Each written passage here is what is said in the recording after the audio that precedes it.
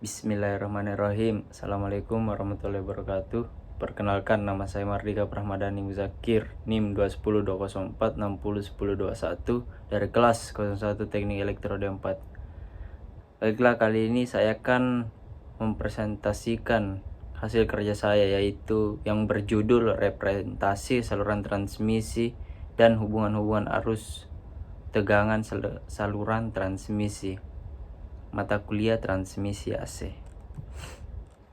Adapun hubungan-hubungan arus dan tegangan pada saluran transmisi.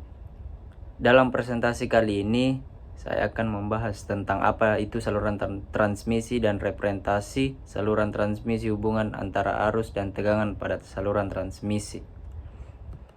Pendahuluan. Dalam sistem tenaga listrik, saluran transmisi memainkan peran kunci dalam mengirimkan daya listrik dari pembangkit listrik ke konsumen akhir. Hubungan antara arus dan tegangan dalam saluran transmisi sangat penting karena berpengaruh besar pada kehilangan daya dan efisiensi dalam pengiriman listrik jarak jauh. Adapun tujuan dari presentasi kali ini yaitu untuk memberikan audiens pemahaman dasar mengenai konsep hubungan arus dan tegangan dalam saluran transmisi.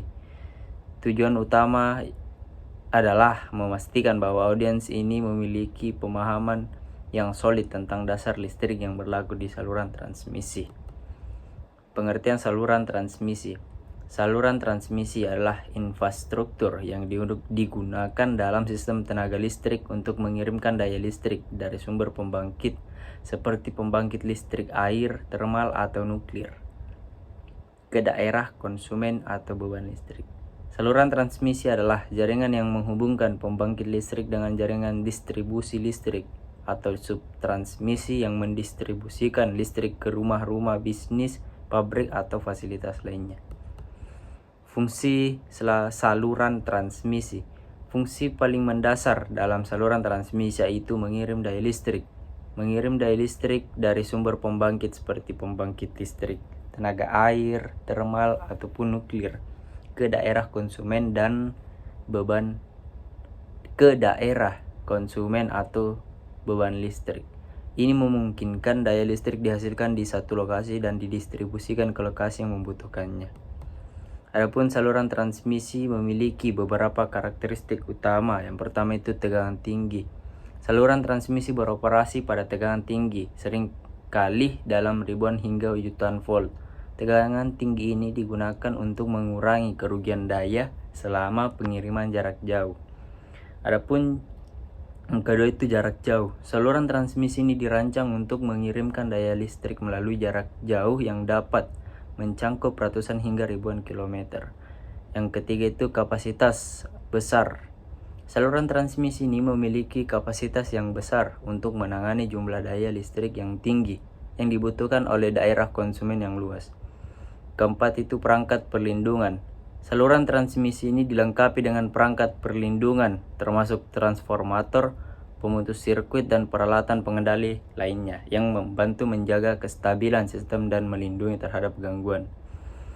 Yang kelima itu perawatan terjadwal. Perawatan rutin dan terjadwal ini diperlukan untuk menjaga keandalan saluran transmisi, termasuk pembersihan saluran, pemeriksaan peralatan, dan perbaikan yang diperlukan. Representasi saluran transmisi dalam diagram rangkaian. Pertama itu tiang penyangga. Gambar garis vertikal untuk mewakili tiang penyangga saluran transmisi dapat memberi label pada tiang ini sesuai dengan jenis bahannya seperti beton ataupun kayu. Yang kedua itu kawat listrik. Hubungkan tiang-tiang penyangga dengan garis horizontal yang melambangkan kawat atau kabel listrik. Anda dapat menunjukkan arah aliran, arus, dan tegangan dengan tanda panah pada garis tersebut. Yang ketiga itu transformator. Transformator. Jika ada transformator dalam saluran transmisi, gambar simbol transformator. Simbol ini biasanya terdiri dari dua kumparan dengan panah yang menunjuk arah aliran energi, yang menunjukkan apakah itu transformator step up atau step down. Selanjutnya itu 4. Perangkat perlindungan. Tambahkan simbol pemutus sirkuit atau perangkat pelindungan lainnya yang relevan di sepanjang saluran transmisi. Yang kelima itu tegangan tinggi. Tambahkan label yang menunjukkan tingkat tegangan yang digunakan dalam saluran transmisi seperti HV atau 230 kV atau kV. Yang terakhir itu grounding. Gambar simbol grounding jika diperlukan. Ini mungkin terdiri dari simbol pengantar tanah atau plate grounding. Selanjutnya, arus listrik pada saluran transmisi. Pertama, definisi arus listrik. Arus listrik adalah gerakan elektron-elektron bermuatan yang melintas suatu konduktor atau penghantar listrik. Kedua itu faktor yang mempengaruhi arus. Faktor yang mempengaruhi arus seperti suhu, kelembapan udara, dan jenis diameter penghantar merupakan beberapa faktor yang mempengaruhi arus listrik dalam saluran transmisi. Yang ketiga itu dampak arus yang berlebihan. Dampak arus yang berlebihan ini dapat menyebabkan kerusakan pada peralatan saluran transmisi dan bahkan menyebabkan kebakaran. Selanjutnya, tegangan listrik pada saluran transmisi. Definisi tegangan listrik. Tegangan listrik adalah perbedaan potensial listrik yang dapat mengalirkan arus pada suatu pengantar. Penjelasan tentang tegangan transmisi tinggi. Tegangan transmisi tinggi ini digunakan untuk mengirim listrik jarak jauh dan meminimalkan kerugian daya. Faktor yang mempengaruhi tegangan. Pertama itu resistansi, reaktansi, dan impedansi. Saluran transmisi dapat mempengaruhi tegangan pada saluran transmisi ini. Pengaruh panjang saluran terhadap tegangan. Semakin panjang saluran transmisi ini, semakin besar pula resistansi dan reaktansi saluran transmisi, sehingga dapat menurunkan tegangan. Adapun hubungan arus dan tegangan. Hubungan antar arus atau I dengan tegangan atau V dalam saluran transmisi ini dijelaskan oleh hukum Ohm, yang merupakan prinsip dasar dalam elektronika dan listrik. Hukum Ohm ini menyatakan bahwa tegangan atau V dan urusan arus atau I dalam sebuah rangkaian listrik linear berbanding lurus dengan resistansi atau R. Dalam rangkaian tersebut, berikut adalah penjelasan tentang hubungan antara arus, tegangan, dan resistansi serta rumus dasar hukum Ohm. Arus atau I. Arus listrik ini adalah jumlah elektron yang mengalir melalui saluran transmisi pada suatu waktu tertentu. Ini dapat diukur dalam satuan ampere atau A dan mengindikasikan seberapa banyak muatan listrik yang mengalir melalui saluran dalam 1 detik. Adapun selanjutnya itu tegangan atau V. Tegangan adalah perbedaan potensial listrik antar dua titik dalam saluran transmisi. Ini diukur dalam satuan volt atau V dan mengindikasikan seberapa besar energi yang dibawa oleh setiap muatan listrik. 3 itu resistansi atau R. Resistansi adalah hambatan atau kesulitan yang dihadapi oleh arus listrik saat mengalir melalui saluran transmisi. Resistansi ini diukur dalam satuan ohm. Adapun rumus dasar hubungan antara arus, tegangan, dan resistansi, yaitu V sama dengan I kali R, atau tegangan sama dengan arus dikali resistansi. Selanjutnya, perubahan tegangan dalam saluran transmisi. Tegangan dalam saluran transmisi ini berperilaku dengan cara yang penting dan bergantung pada sejumlah faktor, terutama panjang saluran dan resistansi. Berikut penjelasan tentang bagaimana tegangan berperilaku dalam saluran transmisi dan efek panjang saluran serta resistansi. Tegangan awal. Sumber tegangan. Tegangan awal diberikan oleh sumber pembangkit listrik seperti pembangkit listrik tenaga air, nuklir, ataupun termal. Tegangan awal ini adalah tingkat tegangan yang ditentukan oleh sumber pembangkit dan akan menjadi tegangan dalam sistem saluran transmisi. Adapun penurunan tegangan atau voltage drop. Ketika arus listrik mengalir melalui saluran transmisi, resistansi dalam saluran ini menyebabkan terjadinya penurunan tegangan. Tegangan akan menurun sepanjang saluran dan besaran tergantung pada besar arus yang mengalir dan resistansi saluran. Yang ketiga itu hukum Ohm. Penurunan tegangan dalam saluran transmisi ini diatur oleh hukum Ohm. Hukum Ohm ini menyatakan bahwa tegangan atau V dalam saluran transmisi adalah hasil dari perkalian arus dengan resistansi saluran. Yang keempat itu efek panjang saluran. Semakin panjang saluran transmisi, semakin besar penurunan tegangan yang terjadi. Ini berarti bahwa saluran transmisi jarak jauh sering ribuan kilometer akan mengalami penurunan tegangan yang signifikan. Selanjutnya itu kelima, perencanaan tegangan. Perencanaan tegangan sistem transmisi ini melibatkan pemilihan tegangan awal, penggunaan transformator untuk mengubah tegangan saat diperlukan, dan pemilihan ukuran saluran transmisi yang sesuai untuk mengurangi penurunan tegangan. Yang terakhir itu kerugian daya. Penurunan tegangan dalam saluran transmisi ini menghasilkan kerugian daya yang dapat mempengaruhi efisiensi pengiriman daya listrik. Selanjutnya, peran saluran transmisi dalam mendistribusikan daya listrik jarak jauh. Pertama, menghubungkan sumber energi. Saluran transmisi ini menghubungkan berbagai sumber pembangkit daya listrik seperti pembangkit listrik, tenaga air, termal, nuklir, tenaga angin, dan tenaga surya dengan jaringan distribusi utama. Ini memungkinkan fleksibilitas dalam penggunaan sumber daya yang berbeda, termasuk sumber energi terbarukan. Yang kedua itu distribusi jarak jauh. Saluran transmisi ini memungkinkan distribusi daya listrik jarak jauh dari lokasi pembangkit hingga ke daerah yang jauh dari sumber daya tersebut. Hal ini penting karena sumber daya ini seringkali terletak di lokasi terpencil atau regional yang jauh dari pusat permukiman. Yang terakhir, stabilitas dan kepastian pasokan. Saluran transmisi ini membantu menjaga stabilitas dan kepastian pasokan daya listrik ini, termasuk pengendalian aliran daya dan tegangan, sehingga sistem tenaga listrik dapat beroperasi dengan andal. Selanjutnya, ada pun faktor yang mempengaruhi saluran transmisi. Yang pertama itu distance. Jarak antara tiang saluran transmisi ini dapat mempengaruhi resistansi dan reaktansi saluran transmisi. Yang kedua itu material isolator. Isolator pada saluran transmisi terbuat dari bahan keramik atau gelas yang dapat mempengaruhi resistansi dan reaktansi saluran transmisi. Yang tiga itu transformer. Transformers digunakan untuk menaikkan dan menurunkan tegangan listrik pada saluran transmisi. Adapun resistansi, reaktansi, dan impedansi saluran transmisi. Yang pertama itu resistansi. Resistansi merupakan kemampuan saluran transmisi untuk menghambat aliran arus listrik. Kedua itu reaktansi. Reaktansi ini merupakan kemampuan saluran transmisi untuk menghambat aliran arus bolak-balik pada sistem AC. Terakhir itu impedansi.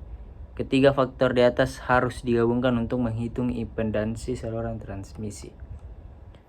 Adapun pengaruh panjang saluran terhadap tegangan dan arus.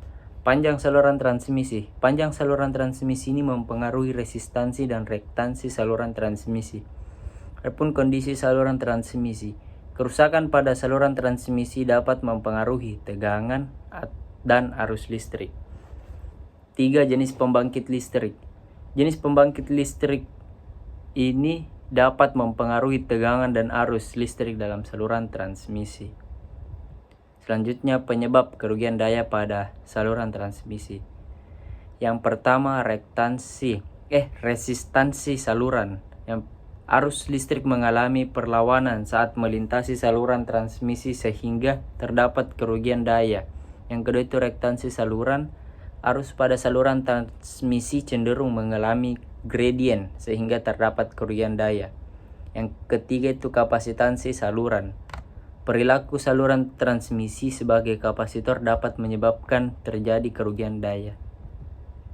Yang selanjutnya itu pengendalian kerugian daya pada saluran transmisi. Upaya reduksi resistansi. Dilakukan dengan cara meningkatkan ketebalan atau diameter penghantar saluran transmisi. Selanjutnya upaya reduksi rektansi. Dilakukan dengan cara mengurangi jumlah penghantar atau memperpendek jarak antar tiang pembangunan saluran transmisi. Yang keempat, upaya reduksi kapasitansi. Dilakukan dengan cara memisahkan tiang saluran transmisi atau menggunakan isolator tipe Strange. Integrasi sumber energi terbarukan dengan saluran transmisi. Pertama itu pembangkit energi terbarukan, yang kedua konversi energi, tiga pengiriman ke saluran transmisi, keempat penyimpanan, yang kelima itu distribusi ke daerah beban. Berikut adalah grafik hubungan antara arus dan tegangan pada saluran transmisi. Adapun karakteristik grafik hubungan antara arus atau I dan tegangan atau V dalam saluran transmisi. Yang pertama itu linear. Grafik tersebut akan menunjukkan hubungan linear antar arus dan tegangan sesuai dengan hukum Ohm. Ini berarti bahwa semakin besar arus yang mengalir melalui saluran transmisi, tegangan yang akan semakin tinggi dan sebaliknya. Selanjutnya sudut kemiringan. Garis dalam grafik akan memiliki sudut kemiringan yang merupakan nilai resistansi saluran transmisi atau R. Semakin besar nilai resistansi, semakin curam sudut kemiringan garisnya. Ketiga, sumbu X dan Y. Sumbu horizontal X atau mewakili I dan sumbu vertikal Y akan mengalami tegangan V. Skala pada sumbu ini akan disesuaikan dengan rentang nilai yang relevan dalam saluran transmisi. Yang keempat itu grafik yang bergantung pada karakteristik saluran. Grafik hubungan antar arus dan tegangan dapat bervariasi tergantung pada karakteristik resistansi saluran transmisi. Yang kelima itu titik awal. Pada titik awal grafik, ketiga arus adalah 0. Adapun contoh format data hubungan antar arus dan tegangan pada saluran transmisi seperti pada tabel berikut. Selanjutnya pertanyaan dan pembahasan. Pertama itu bagaimana perubahan jarak dalam saluran transmisi mempengaruhi hubungan antara arus dan tegangan. Perubahan jarak dalam saluran transmisi dapat mempengaruhi hubungan antar arus dan tegangan. Ini dapat dijelaskan dengan dua faktor. Yang pertama itu resistansi. Resistansi saluran transmisi adalah resistansi listrik yang dimiliki oleh kabel atau konduktor dalam saluran. Resistansi ini menyebabkan hilangnya energi dalam bentuk panas karena menghambat aliran arus listrik. Semakin panjang saluran transmisi, semakin besar resistansinya. Ini akan menyebabkan peningkatan penurunan tegangan yang dihasilkan oleh arus yang mengalir. Dengan kata lain, semakin jauh jaraknya, semakin besar efek resistansi terhadap penurunan tegangan. Selanjutnya, penurunan tegangan. Penurunan tegangan adalah fenomena di mana tegangan dalam saluran transmisi turun seiring dengan jarak yang ditempuh oleh arus listrik. Ini terjadi karena tegangan jatuh akibat resistansi konduktor. Semakin jauh jaraknya, semakin besar penurunan tegangan yang akan terjadi. Ini dapat mempengaruhi daya yang diterima oleh konsumen di ujung saluran transmisi. Yang kedua itu bagaimana penerapan sumber energi terbarukan dalam saluran transmisi dapat mendukung tujuan keberlanjutan dan pengaruh emisi karbon. Meningkatkan keberlanjutan energi. Dengan mengurangi ketergantungan pada bahan bakar fosil, penerapan energi terbarukan pada saluran transmisi ini membantu mencapai keberlanjutan energi jangka panjang. Yang kedua itu pengurangan emisi karbon. Sumber energi terbarukan seperti surya, angin tidak menghasilkan emisi karbon saat digunakan untuk menghasilkan listrik. Dengan menggantikan bahan bakar fosil ini dengan energi terbarukan dalam saluran transmisi, maka emisi karbon dari pembangkit listrik berkurang secara signifikan. Selanjutnya, ketiga itu sebuah saluran transmisi memiliki tegangan 400 kV dan resistansi 0,02 ohm per kilometer. Jika panjang saluran 50 km, berapa penurunan tegangan dalam saluran transmisi tersebut? Untuk menghitung penurunan tegangan dalam saluran transmisi, Anda dapat menggunakan rumus penurunan tegangan berdasarkan hukum Ohm. Penurunan tegangan sama dengan arus kali resistansi. Dalam kasus ini tegangan atau V adalah 400 kV atau 400.000 volt. Resistansinya itu 0,02 ohm per kilometer dan panjang salurannya adalah 50 km atau 50.000 meter. Berikut adalah rumusnya dan hasilnya. Penurunan tegangan sama dengan arus kali resistansi kali L atau panjang saluran. Penurunan tegangan sama dengan arus dikali 0,02 ohm per kilometer kali 50 km. Jadi penurunan tegangannya sama dengan I atau arus dikali 1 ohm sama dengan 10⁻³ meter. Selanjutnya itu keempat, dalam saluran transmisi jika tegangan awal adalah 230 kV dan resistansi saluran adalah 0,3 ohm per mil, berapa tegangan yang diterima oleh konsumen jika arus yang mengalir adalah 100 ampere dan jaraknya adalah 50 mil. Jawabannya itu, untuk menghitung tegangan yang diterima oleh konsumen dalam saluran transmisi dapat menggunakan hukum Ohm penurunan tegangan seperti gambar di bawah. Penurunan tegangan atau sama dengan arus I kali resistansi atau R kali jarak. Penurunan tegangan sama dengan 100 ampere kali 0,3 ohm per mil kali 50 mil sama dengan 150 volt. Selanjutnya itu kelima, dalam saluran transmisi arusnya adalah 70 ampere dan tegangannya adalah 240 volt. Berapa resistansi efektif saluran tersebut? Untuk menghitung resistansi efektif saluran transmisi, Anda dapat menggunakan rumus hukum Ohm yang menyatakan resistansi sama dengan tegangan per arus. Dalam kasus ini tegangan adalah 240 volt dan arusnya itu 70 ampere. Jadi resistansi sama dengan 240 per 70 sama dengan 343 ohm. Jadi resistansi efektif saluran transmisi adalah sekitar 343 ohm. Ya, terakhir itu adalah kesimpulan. Kesimpulan yang saya ambil dari PPT yang saya kerjakan itu adalah pentingnya memahami representasi saluran transmisi dan hubungan arus tegangan dalam jaringan listrik. Itu sangat penting. Ini dapat memungkinkan perencanaan yang efisien, manajemen beban yang baik, integrasi sumber energi terbarukan, dan berkontribusi pada keberlanjutan energi. Dengan pemahaman ini, kita dapat meminimalkan kerugian energi, memastikan pasokan listrik yang andal, dan investasi infrastruktur yang efisien. Sekian dari saya, lebih dan kurangnya mohon dimaafkan. Wabillahi taufik wa hidayah. Wassalamualaikum warahmatullahi wabarakatuh.